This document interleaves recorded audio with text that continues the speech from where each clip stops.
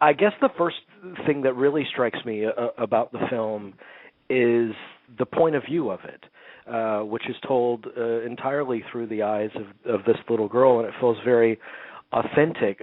I would imagine that was one of the main selling points of the project for you guys as well. Yes, in fact it was.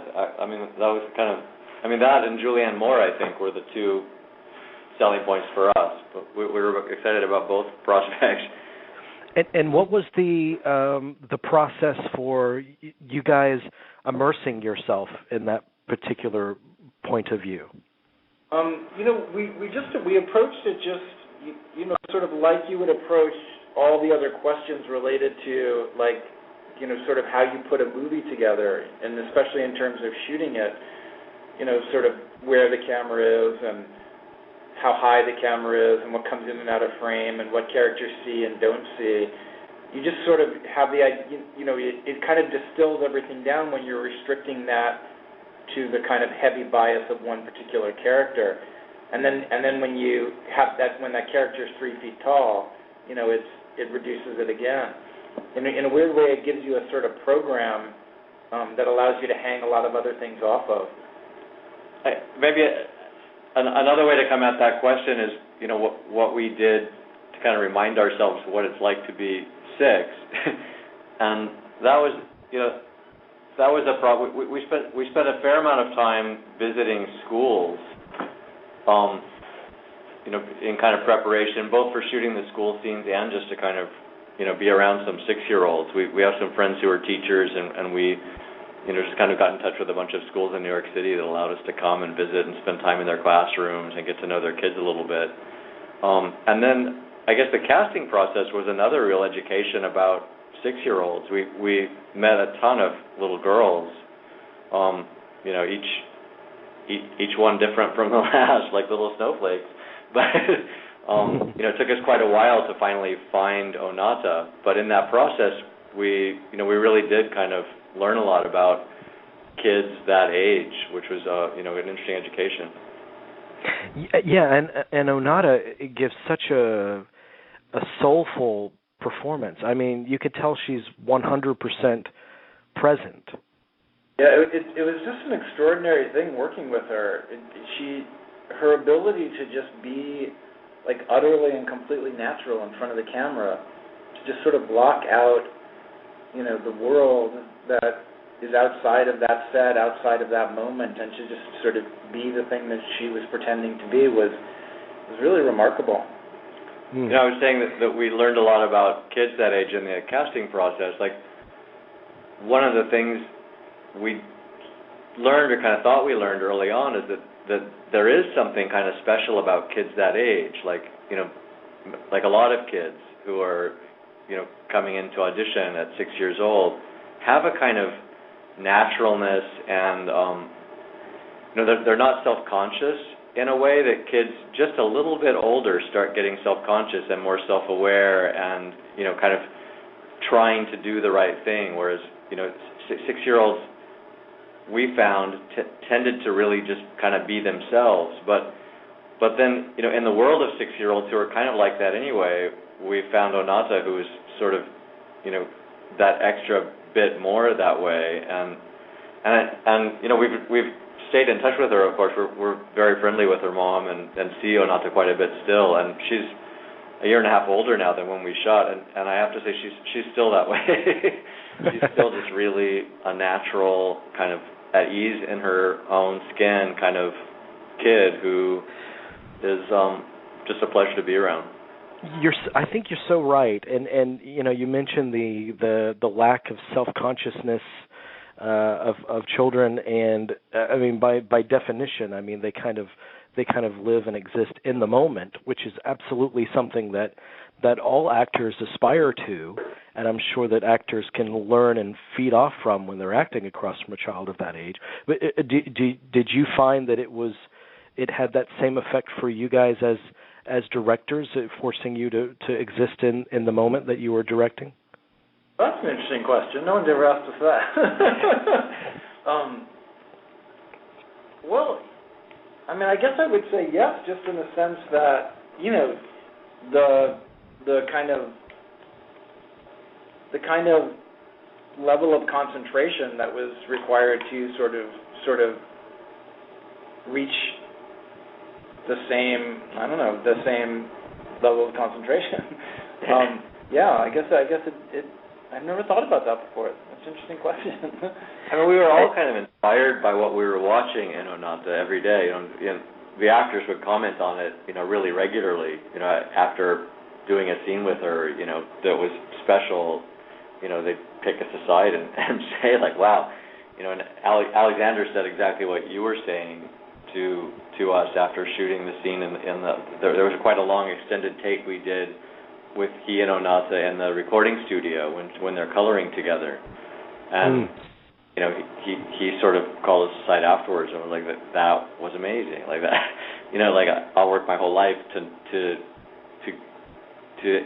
do a take that's that honest and from beginning to end, like there wasn't a false note, but I guess as directors, our job isn't so like being kind of super aware of what's going on and kind of paying attention to the things you're not expecting, and kind of and being open to the surprises. I mean, all actors even actors who aren't sick, give us a lot of that every day. That's kind of one of the exciting things about being on set.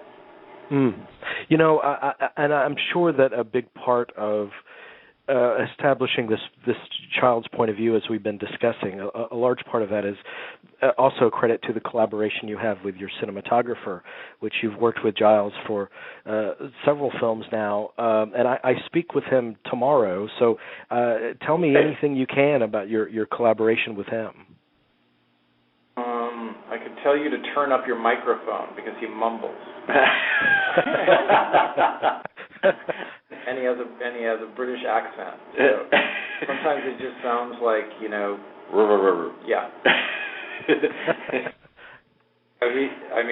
We love Giles so much. I mean, he's become, as you can imagine, a good friend as well as, a collaborator. But, we shot more of this movie handheld than we have previous movies with Giles.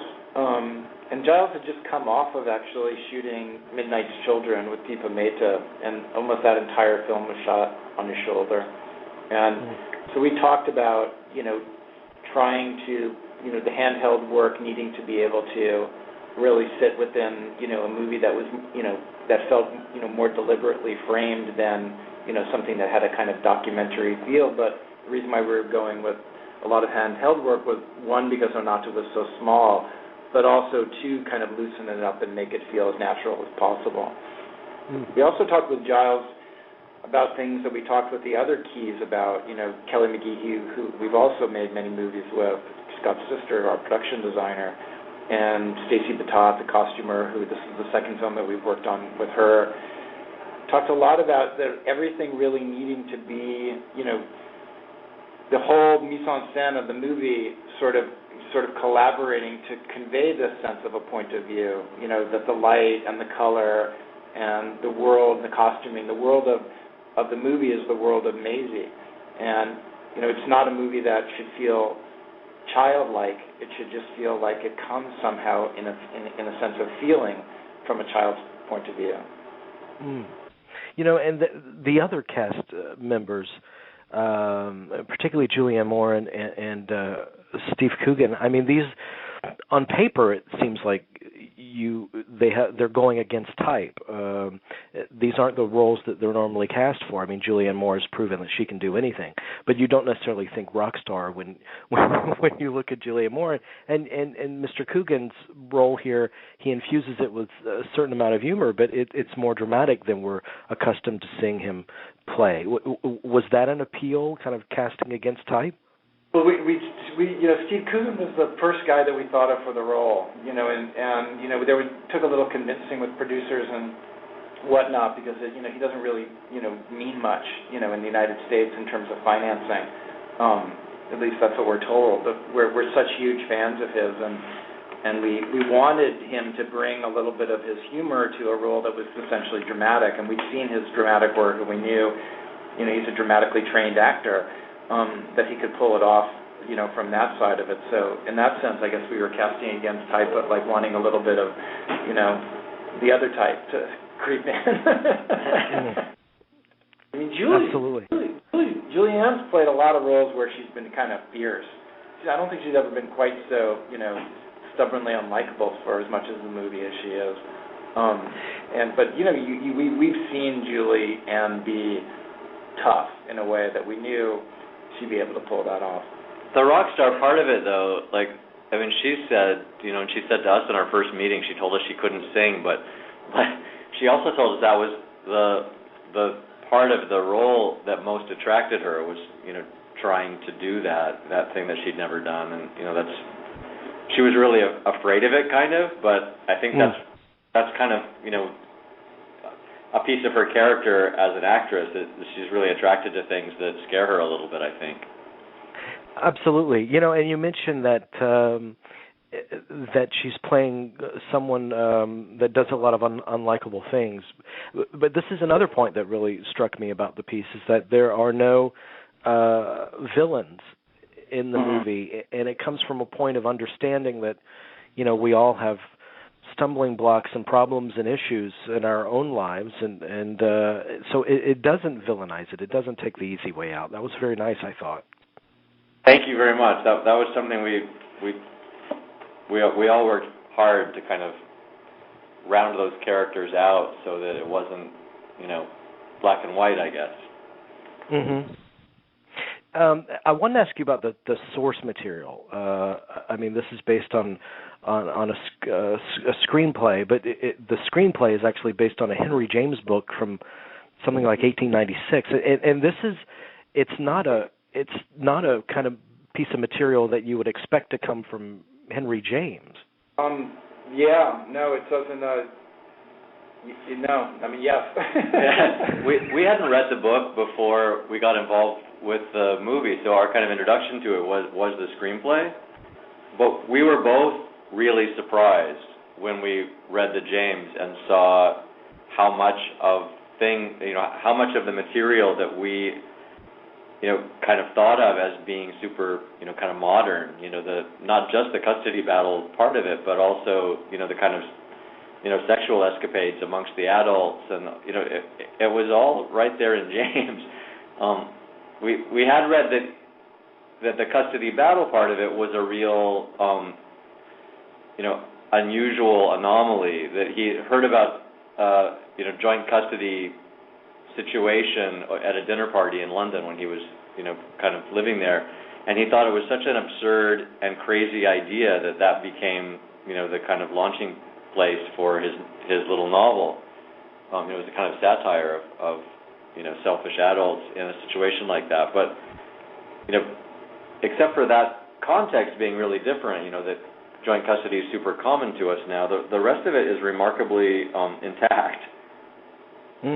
And in terms of shooting the film, I'm not sure how long you had to shoot it, but one of the great qualities for me in any film that deals with family is making it feel like these are authentic relationships that lived before the camera started rolling. But I'm sure you guys didn't have the luxury of spending much time getting acquainted with one another before shooting, did you? No, it doesn't go that way usually, unfortunately. I think we had less rehearsal on this movie than we had on anything we've ever done.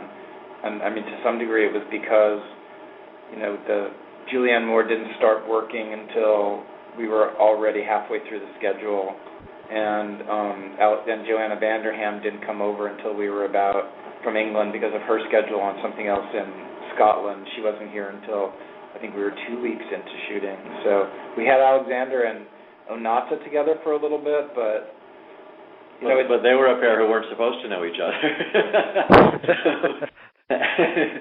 It's never quite ideal, is it? And so tell me, you played at this film at various festivals, correct? We have, yeah. We've traveled quite a bit with it at this point.